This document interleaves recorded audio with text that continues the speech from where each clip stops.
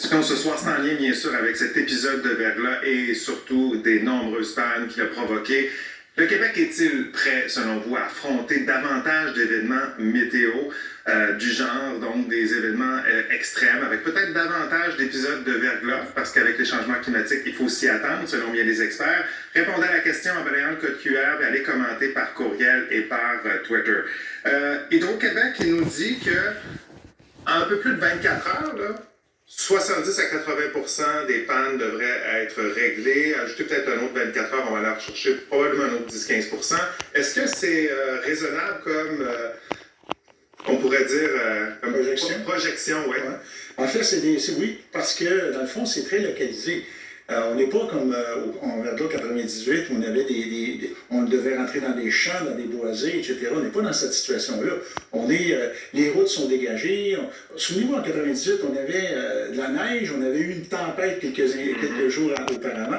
Il a fait froid après, et on n'est vraiment pas dans ces conditions-là. On parle de résilience, by the way.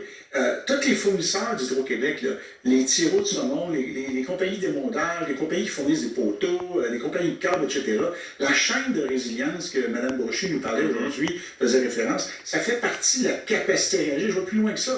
Il y a un réseau nord-américain d'entraide sur les infrastructures hydroélectricité. À la limite, on pourrait faire venir les Américains, les gens du Nouveau-Brunswick, les gens de l'Ontario, Hydro One, etc., de toute l'Amérique du Nord. Il y a une entente nord-américaine, ce qui fait que nos gens d'Hydro-Québec, souvent dans les ouragans aux États-Unis, on va les voir partir en convoi à aider. Oui. Alors, on n'est pas là, puis je pense pas non plus qu'on soit à fermer l'armée en passant, parce que aujourd'hui, les gens posent la question, on n'est pas du tout là.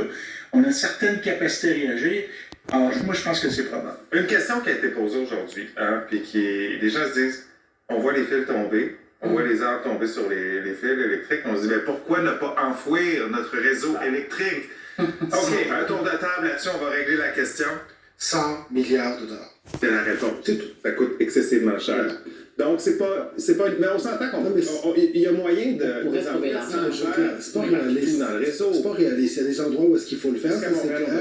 Il y a des endroits où Montréal où est-ce qu'il faut le faire. Mais cette analyse-là, Hydro-Québec est en train de la faire, justement. Il y a des améliorations. Il y a d'autres façons aussi qu'on peut le faire. La question de l'émondage va se poser parce que, vraisemblablement, lorsqu'on regarde les images, il y a des rues à Montréal où est-ce qu'il y avait un enjeu d'émondage. Donc, il y a des questions qu'on doit se poser. Je reviens, la préparation doit toujours continuer à s'améliorer. On n'est jamais assez prêt.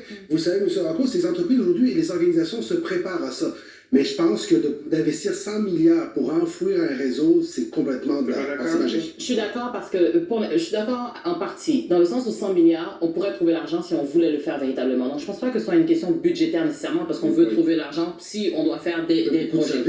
Mais par rapport à, que ce soit l'acceptabilité sociale, le temps que ça prend pour le faire, mais aussi le fait que pour l'instant, selon les études d'Hydro-Québec, oui, c'est une solution plausible, mais ça ne va pas régler le problème. Donc, c'est pourquoi moi, je me range peut-être derrière l'évaluation d'Hydro-Québec pour l'instant, c'est que ça ne va pas résoudre le problème qu'on a. Dominique, qu'est-ce que tu en penses? Est-ce que ça devrait être fait de façon moins ciblée? Tout le monde est d'accord avec l'enfouissement, OK? Jusqu'à temps qu'on dit combien ça coûte, combien de temps ça prend, puis il va y avoir une pépine dans ta rue pendant X nombre de temps. Rendu là, à ce moment-là, les gens sont plus d'accord. La Ville d'Ottawa a fait une modélisation après le derecho l'année dernière, OK? Ils ont dit pour nous, pour Ottawa, donc plus petit que Montréal, c'est 10 milliards et 90 ans. En plus, ils disent les coûts d'entretien des fils, une fois qu'ils sont souterrains, sont 11 fois plus élevés que les fils qui sont à l'extérieur. Parce que semble-t-il que la durée de vie n'est pas... oui, parce que le sol bouge, puis c'est... Exactement. Puis quand c'est gelé, là... Ça, c'est le fun aussi. Parce que là, tu te dis, il est où le problème? Est-ce que je suis capable d'avoir l'information juste? Là, il faut que je fasse le trou à bonne place. Non. C'est une très belle idée pour se mettre la tête dans le sable. Les réseaux électriques, quand on parle de vent, de verglas, d'ouragan, tout ça, c'est les principaux ennemis des réseaux électriques, c'est ça? En fait, oui. Et puis, évidemment, la végétation. Vous remarquerez, quand on a du bon temps l'été, la région de tout ce qui est Saint-Jérôme, le nord, c'est plus difficile. La Nodière, ce sont des régions excessivement exposées à ces végétations-là. Pendant quelques années, au Québec, il y a eu des déficits d'entretien de végétation, il faut se le dire. Moi, je travaille avec quelques villes, puis là, on pousse ça sur Hydro. Mais je veux revenir sur quelque chose. Il y a des nouveaux quartiers résidentiels. Les urbanistes, après 98, ont comme réalisé en disant, est-ce qu'on peut faire des nouveaux quartiers résidentiels, des nouveaux développements résidentiels avec des fils enfouis? On y en a plusieurs. Moi, j'en habite un où c'est le cas, en partie, puis bon, etc. mais en même temps, de façon rétroactive, moi, je ne porte pas ça du tout. Parce que c'est, comme société, je me rejoins à ce que vous disiez tantôt, 100 milliards là-dedans, 100 milliards dans la santé, 100 milliards dans l'éducation. On peut trouver ça. Il n'y a pas personne qui va acheter ça. Là. Bon, et on parle de comment se préparer. Ça reste que, je vais rappeler qu'en décembre dernier, la vérificatrice générale du Québec, Guylaine Leclerc, constatait que dans un rapport qu'Hydro-Québec n'est pas outillé adéquatement pour faire face aux défis grandissants du vieillissement de ses actifs.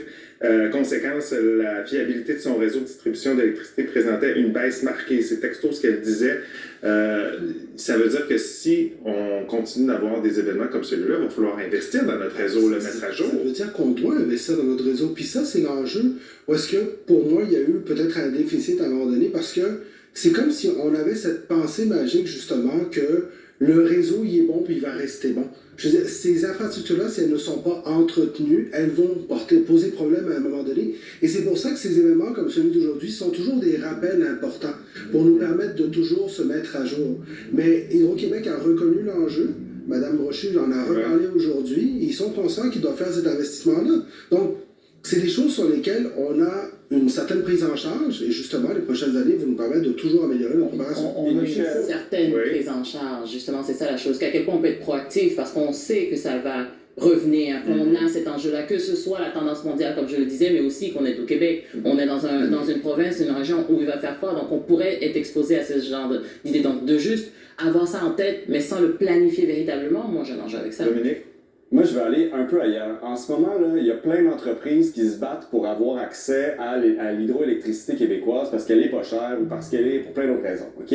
Ces gens-là, quand ils viennent s'établir, là, quand ils choisissent de venir au Québec versus ailleurs dans le monde, ils font des modélisations. Là.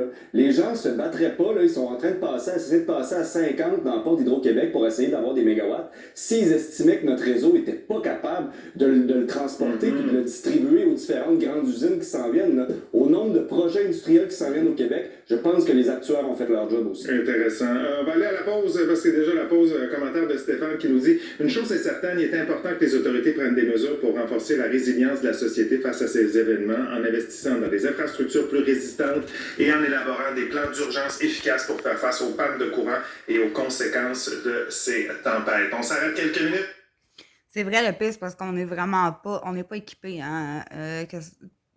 La Terre au complet est pas vraiment équipée de tout ce qui peut arriver. Puis non seulement elle n'est pas équipée de tout ce qui peut arriver, mais les tempêtes, les inondations, le verglas, les pannes d'électricité, tout ça là, augmente avec les années, mais sur un maudit temps, là, je peux vous le garantir.